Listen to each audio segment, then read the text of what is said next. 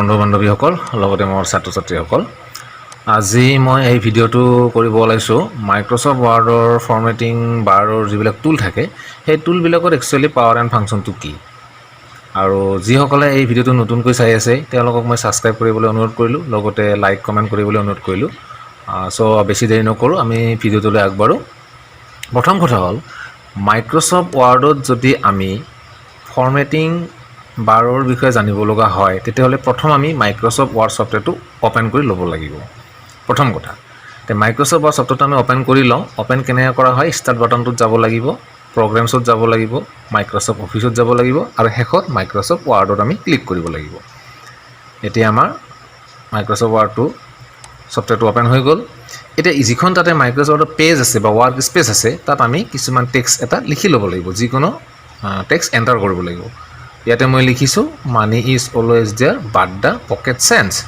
এই বাক্যটো মই লিখি ল'লোঁ এতিয়া এই বাক্যটো আমি কেনেকৈ ফৰ্মেটিং বাৰৰ জৰিয়তে বা টুলবিলাকৰ জৰিয়তে ফৰ্মেটিং সজাম আৰু যিকোনো টেক্সট আমি সজাবলৈ হ'লে বা ফৰ্মেটিং বাৰৰ টুলবিলাক এপ্লাই কৰিবলৈ হ'লে আমি চিলেক্ট কৰিব লাগিব প্ৰথম আমি বাক্যটো ধুনীয়াকৈ চিলেক্ট কৰি ল'ম মাউচৰ জৰিয়তে এয়া মই চিলেক্ট কৰিলোঁ চিলেক্ট কৰাৰ পিছত পোনপ্ৰথমে আমি পাম ফৰ্মেটিং বাৰৰ ফণ্ট মানে হ'ল আখৰৰ ষ্টাইল আমি ইয়াত যিটো আখৰ দেখিছোঁ এই আখৰৰ ষ্টাইলটো আমি পৰিৱৰ্তন কৰাৰ কাৰণে বা চেঞ্জ কৰাৰ কাৰণে আমি কি কৰিব লাগিব ফৰ্মেটিং বাৰৰ ফণ্টত গৈ যিটো ফণ্ট ভাল লাগে আমাৰ সেইটো আমি এপ্লাই কৰি দিম ঠিক আছে দুই নম্বৰ থাকিব ফণ্ট চাইজ আমি এই ফণ্টটো চাইজ আমি ডাঙৰ সৰু কৰিব পাৰোঁ বৰা দুটা কৰিব পাৰোঁ আৰু নৰ্মেল চাইজটো থাকিব 12 অৰ্থাৎ 12 আৰু 12তকৈ যদি বেছি লাগে আমি বঢ়াব পাৰোঁ তাৰপিছত থাকিব বোল্ড আমি যিকোনো টেক্সট যদি বোল্ড কৰিব লগা হয় আমি কি কৰিব লাগিব বিটোত ক্লিক কৰি দিলেই হ'ল তেতিয়া বোল্ড এপ্লাইটো হৈ যাব তাৰপিছত থাকিব ইটালিক আই ফৰ ইটালিক আমি যদি ইটালিক কৰিব বিচাৰোঁ আমি ইটালিকত ক্লিক কৰিম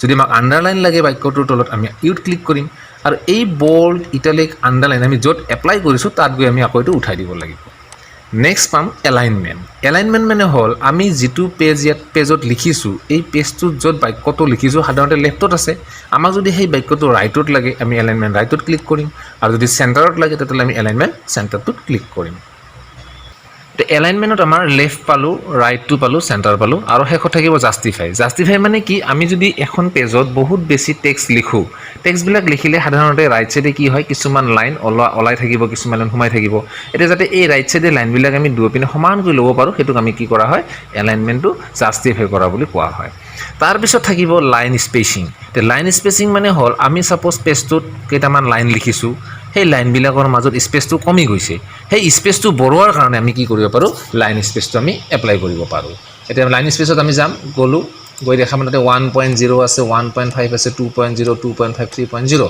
এতিয়া নৰ্মেলটো হ'ল 1.0 এতিয়া মই 1.5 কৰি দিম লগালগ কি হ'ব লাইনবিলাকৰ মাজত স্পেচটো বাঢ়ি যাব এনেকৈ যিটো লাগে সেইটো লৈ ল'লে হ'ল আৰু নালাগিলে 1.0 নৰ্মেলটো কৰি দিলে হ'ল তাৰপিছত পাম আমি ফণ্ট কালাৰ আখৰৰ ৰং সাধাৰণতে আমি টেক্সটবিলাক লিখিলে কি কালাৰ থাকে কলা ৰঙৰ থাকে অৰ্থাৎ ব্লেক কালাৰ থাকে কিন্তু আমি এই কালাৰটো যদি চেঞ্জ কৰিব লগা হয় তেতিয়াহ'লে আমি কি কৰিম ধুনীয়াকৈ চেণ্টেন্সটো বা ৱাৰ্ডটো চিলেক্ট কৰি ল'ম লোৱাৰ পিছত আমি ফণ্ট কালাৰত গৈ এখন কালাৰ মেনু আহিব এতিয়া কালাৰৰ বহুতকেইটা কালাৰ থাকিব যিটো কালাৰ তোমাৰ চইচ হয় বা পচন্দ লাগে বা ভাল লাগে সেই কালাৰটোত ক্লিক কৰি দিলেই হ'ল অট'মেটিক টেক্সটটোত কালাৰটো এপ্লাই হৈ যাব ইয়াৰ পিছত পাম আমি গ্ৰ' ফণ্ট মানে কি আমি যিকোনো টেক্সট এটা বা ৱৰ্ড এটা চাইজটো যদি ডাঙৰ কৰিব লগা হয় চাইজটো ডাঙৰ কৰিবলৈ হ'লে প্ৰথমে আমি কি পাইছিলোঁ ফণ্ট চাইজটো পাইছিলোঁ আমি ফণ্ট চাইজত গৈ কি কৰিব পাৰোঁ ফণ্টটো যদি আমি চাইজটো বঢ়াই দিওঁ তেতিয়াহ'লে কি ফণ্ট চাইজটো বাঢ়িব আৰু যদি কমাই দিওঁ চাইজটো সৰু হ'ব ঠিক তেনেকৈ ইয়াতো আমি কি কৰিব পাৰোঁ গ্ৰ' ফণ্টত ক্লিক কৰিলে আমি চাইজটো গ্ৰ' কৰিব পাৰোঁ মানে ডাঙৰ কৰিব পাৰোঁ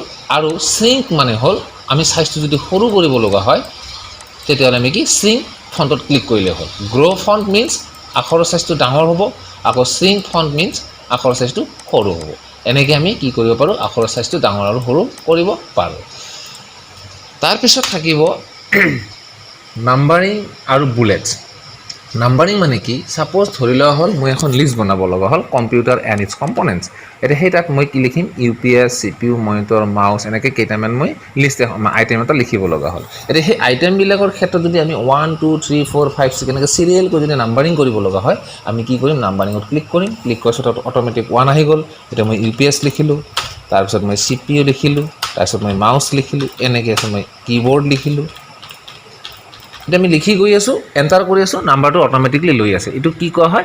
নাম্বাৰিং এণ্টাৰ কৰা বুলি কোৱা হয়। এতিয়া কিছুমানে এনেকৈ ক'ব পাৰে যে মোক নাম্বাৰ নালাগে, মোক কি লাগে? বুলেটছ লাগে। বুলেটছ মিনছ কি? চিহ্ন। আমি চিহ্নটো কেনেকৈ ল'ম? চিহ্ন মানে আমি বুলেটত ক্লিক কৰিম। যেতিয়া বুলেটত ক্লিক কৰিম চাবা তেতিয়া কি ধুনীয়াকৈ বুলেট আহিছে। এতিয়া আমি এণ্টাৰ কৰি দিম। এতিয়া চাবা নাম্বাৰ ঠাইত কি আহি গ'ল? বুলেট আহি গ'ল। মানে ইয়াৰ অৰ্থটো কি? যদি আমাক নাম্বাৰিং লাগে আমি নাম্বাৰিঙত ক্লিক কৰিম, আৰু যদি বুলেট লাগে তেনেহ'লে আমি ক'ত ক্লিক কৰিম? বুলেটত ক্লিক কৰিম। নেক্সট আমি পাম ছুপাৰস্ক্ৰিপ্ট আৰু ছাবস্ক্ৰিপ্ট। ছুপাৰস্ক্ৰিপ্ট মানে হ'ল কি? ছাপ'জ মই ইয়াতে 52 এটা নাম্বাৰ লিখিছোঁ। এতিয়া যেনিবা মই 52টো মই কি কৰিব লাগে? 5 স্কুৱেৰ বনাব লাগে। তেতিয়া মই 2টো ধুনীয়াকৈ চিলেক্ট কৰি ল'ম। চিলেক্ট কৰি লৈ মই ছুপাৰস্ক্ৰিপ্টত যাম। এইটো স্কুৱেৰ হৈ গ'ল। আৰু যদি আমি ছাবস্ক্ৰিপ্ট কৰিব লগা হয় তেতিয়াহ'লে আমি ছাবস্ক্ৰিপ্টত ক্লিক কৰি দিম। তেতিয়া কি হ'ব? সংখ্যাটো 5ৰ তলত আহিব। যেনে আমি কিছুমান ছায়েন্সৰ শব্দ পাওঁ H2O, O2, O2 এইবিলাকত কি কৰা হয়? ছুপাৰস্ক্ৰিপ্ট ছাবস্ক্ৰিপ্ট ব্যৱহাৰ কৰা হয়। অৰ্থাৎ ছুপাৰস্ক্ৰিপ্ট মানে কি? আমি যিটো সংখ্যা ছুপাৰস্ক্ৰিপ্ট কৰিম সেইটো ওপৰত গুচি যাব, বা যিটো আখৰ আমি ছুপাৰস্ক্ৰিপ্ট কৰিম সেইটো টেক্সটৰ ওপৰত যাব, আৰু ছাবস্ক্ৰিপ্ট কৰিলে কি হ'ব? সেই সংখ্যাটো বা সেই টেক্সটটো তলত আহিব। এতিয়া পাম আমি শেষত বৰ্ডাৰ কেনেকৈ এপ্লাই কৰা হয়। এতিয়া বৰ্ডাৰটো আমি কেনেকৈ এপ্লাই কৰিম? বৰ্ডাৰটো এপ্লাই কৰাৰ কাৰণে আমি দুই ধৰণে বৰ্ডাৰটো এপ্লাই কৰিব পাৰোঁ। প্ৰথমে আমি যিটো টেক্সট বা যিটো পেৰেগ্ৰাফত আমি বৰ্ডাৰ এপ্লাই কৰিম সেই পেৰেগ্ৰাফটো আমি আগতীয়াকৈ লিখি লৈ তাত বৰ্ডাৰটো এপ্লাই কৰিব পাৰোঁ, নতুবা আগতীয়াকৈ আমি বৰ্ডাৰটো বনাই লৈ তাৰ ভিতৰত আমি টেক্সটবিলাক লিখিব পাৰোঁ। যিটো ষ্টেপ ভাল হয় সেইটো ল'লে হ'ল।